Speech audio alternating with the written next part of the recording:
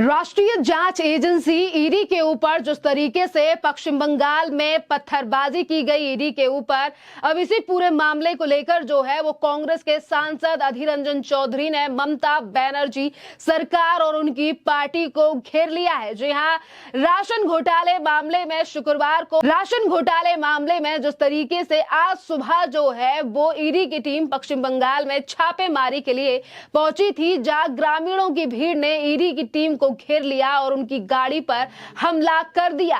जिस तरीके से आपके लिए बता दें कि ईडी जो है वो पूछताछ करने के लिए गई थी टीएमसी के विधायक से, और इसी भीड़ ने जो है वो ईडी के अधिकारियों के साथ यानी कि सुरक्षा बल और उनकी गाड़ियों के साथ जो है वो तोड़फोड़ की। और इसी पूरे मामले को लेकर सिर्फ कांग्रेस ही नहीं बल्कि बीजेपी भी अब ममता बनर्जी सरकार और पार्टी को लेकर हमलावर है। जी हां, अधीर रंजन चौधरी ने ममता बनर्जी की सरकार और पार्टी पर हमला बोलते हुए कहा है कि सत्तारूढ़ पार्टी के गुंडे ने ईडी अधिकारियों पर जो हमले किए, इससे यह स्पष्ट होता है कि राज्य में कानून व्यवस्था का बुरा हाल होता जा रहा है। आज वे घायल हुए हैं, कल उनकी हत्या भी हो सकती है। देखिए, जो महागठबंधन एक साथ है और जिस तरीके से 2024 के चुनाव को लेकर महागठबंधन एक साथ है, पर आज अधीर रंजन चौधरी जो हैं वो ममता बनर्जी और सरकार के द्वारा किए जा रहे घोटालों पर जो है वो लगातार आवाज उठाते हुए आए हैं। जैसा कि उन्होंने ईडी के ऊपर हुए हमले की काफी ज्यादा निंदा की है और उन्होंने कहा है कि आज तो सिर्फ ईडी के अधिकारियों को जो है वो घायल हुए हैं, यानी कि कल को उनकी हत्या भी हो सकती है। सत्तारूढ़ पार्टी के गुंडों ने, दरिंदों ने जो हमला बोला है आज ईडी के ऑफिसरों के खिलाफ, इसमें ये जगजाहिर होते हैं कि बंगाल में कानून और व्यवस्था की हाल कितना बुरा होते जा रहे हैं। मैं तो ये कहना चाहते हैं कि अगर ईडी इतना इडियट कब से हुआ पता नहीं, उनको सारे फौजों को साथ में लेकर चलना चाहिए। आज तो जख्म हुए, अगले तारीख खून भी हो सकते, तो इसके लिए सतर्कता बरतते हुए ईडी वालों को और ज़्यादा फौज को शामिल करते हुए किसी के खिलाफ दाबोच करना या किसी को हिरासत में लेना, कोई संपत्तियों को बरामद करना, जो भी कदम उठाए साथ में भारी भरकम सिक्योरिटी फोर्सेस को लेना चाहिए। ये मैं जरूर कहना चाहते हैं, क्योंकि बंगाल में ये सारे आदी है। आज जख्मी हुए हैं, कल ईडी वाले अगर ख़त्म हो जाए, खून हो जाए, तो हमें मुझ जैसे लोगों के लिए ये अचरज की बात नहीं होगी। एक तरफ देखिए विपक्ष यानी कि विपक्ष की भूमिका में पश्चिम बंगाल में कांग्रेस है, बीजेपी है, तो ये दोनों ही पार्टियां जो हैं वो ममता बनर्जी को लेकर लगातार सवाल उठा रही हैं। पर जो सत्तारूढ़ पार्टी है, जिनकी पार्टी के विधायक ने ये बड़ा घोटाला किया है, उस ममता बनर्जी यानी कि मुख्यमंत्री का अभी तक कोई बयान जो है वो ईडी के ऊपर हुए हमले को लेकर सामने नहीं आया है कि किस तरीके से इन लोगों ने जो है, जो उस गांव में जो विधायक के समर्थक थे, उन्होंने किस तरीके से ईडी के अधिकारियों के साथ बदतमीजी की है, मारपीट की है, और इसी के साथ जो है वो उनके वाहन यानी कि गाड़ियों को तोड़ दिया है। और इसीलिए जो है वो अधीर रंजन चौधरी भी कह रहे हैं कि कल को ईडी के जो अधिकारी हैं उनकी हत्या भी हो सकती है। इसकी निंदा करने के लिए सिर्फ बीजेपी और कांग्रेस ही नहीं बल्कि आपके लिए बता दें कि पश्चिम बंगाल के राज्यपाल सीवी आनंद बोस ने भी इस घटना को लेकर जो है वो अपना बयान दिया है। और इस घटना को यानी कि जिस तरीके से ईडी के अधिकारियों को घायल किया गया है, उन्हें मारा पीटा गया है, उनके ऊपर पत्थरबाजी की गई है, इस घटना को जो है वो राज्यपाल ने एक भयानक घटना बताया है। जी हां, और इसी के साथ राज्यपाल ने कहा है कि यह चिंताजनक और निंदनीय है। लोकतंत्र में बर्बरता और बर्बरता को रोकने का एक सभ्य सरकार का कर्तव्य है। यदि कोई सरकार अपने मूल कर्तव्य में विफल रहती है तो जो भारत का संविधान है वो अपना रास्ता अपनाएगा। मैं उचित कार्रवाई के लिए अपने सभी संवैधानिक विकल्प सुरक्षित रखता हूं।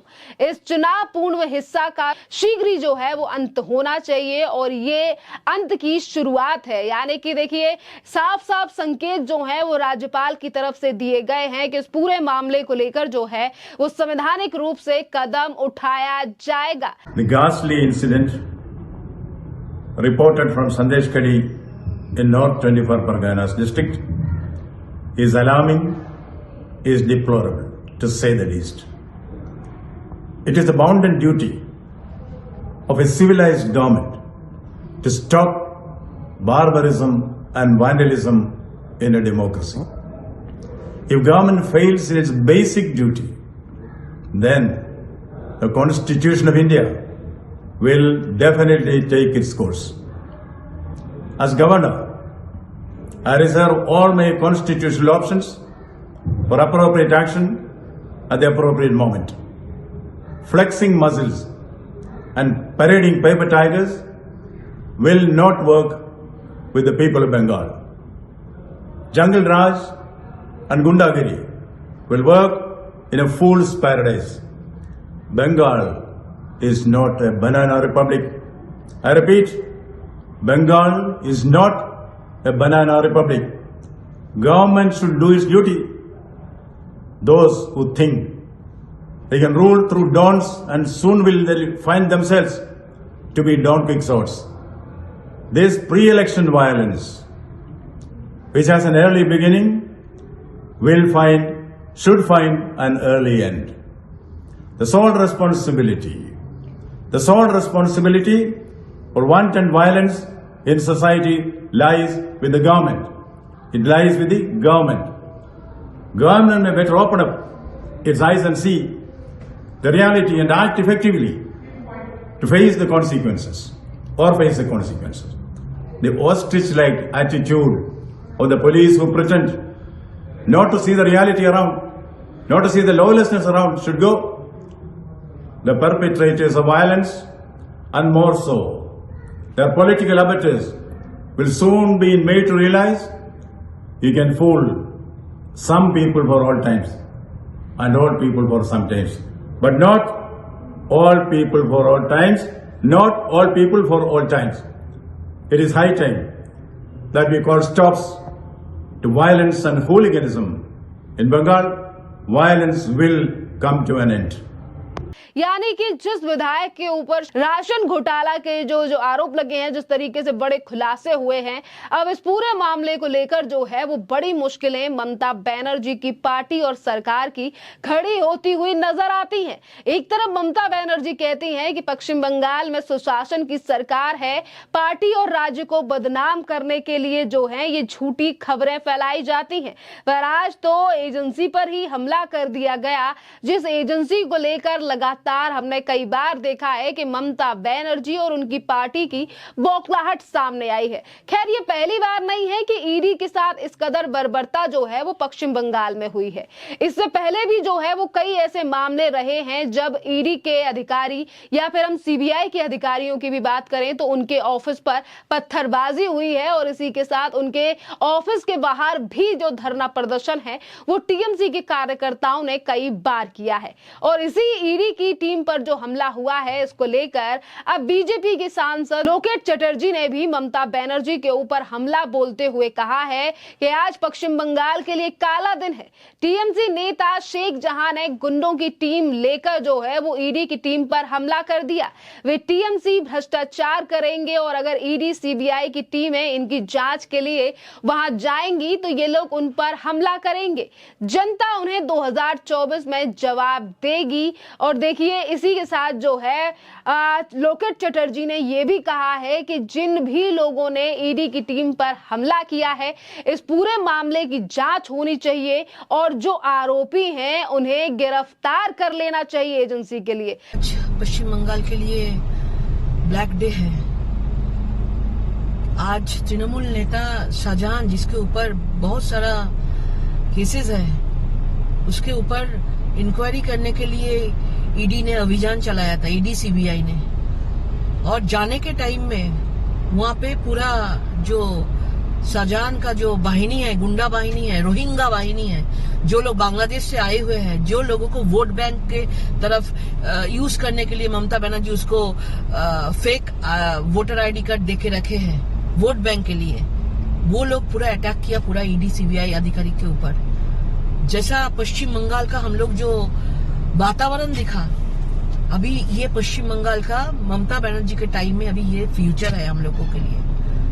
पूरा पश्चिम बंगाल में तो 10 करोड़ जनता है, उसका भी फ्यूचर ऐसे ही है जो हम लोग आज देखा है नॉर्थ 24 परगना में। और ये लोग इतना करप्शन करेंगे, और करप्शन के बाद जब इंक्वायरी करने के लिए सेंट्रल आधिकारिक जाएंगे, ईडी सीबीआई जाएंगे, तो उसको छुपाने के लिए, उसको दबाने के लिए आधिकारिक के ऊपर अटैक हो रहा है। हमारे ऊपर तो अटैक होते हैं, गाड़ी तोड़ते हैं, सब कुछ करते हैं, हम लोग पॉलिटिकल काम करते हैं, दूसरा पॉलिटिकल पार्टी से है। लेकिन अभी जो इंक्वायरी कर रहे हैं उसके ऊपर भी ये सब चल रहा है। गाड़ी तोड़ दिया, किसी का सर फटा दिया। तो मतलब ये जो चल रहा है इसमें तो जो लोग ईडी सीबीआई जो लोग जा रहा है, इसका तो रिस्पॉन्सिबिलिटी राज्य सरकार का है। उसका सुरक्षा देना तो राज्य सरकार का काम होता है। उल्टा राज्य सरकार और उतना आदमी को देके, उसका गुंडा बाहिनी को देके उसको रोकने के लिए उसके ऊपर आक्रमण कर रहे हैं, अटैक कर रहे हैं। बहुत दुख का बात है। ये जवाब 2024 में पश्चिम बंगाल का जनता ने देंगे और पूरा देश देख रहा है। और हम लोग चाहते हैं कि माननीय गृह मंत्री जी इसको पूरा देख रहे हैं और इसको सटीक जांच होना चाहिए, एनआईए होना चाहिए।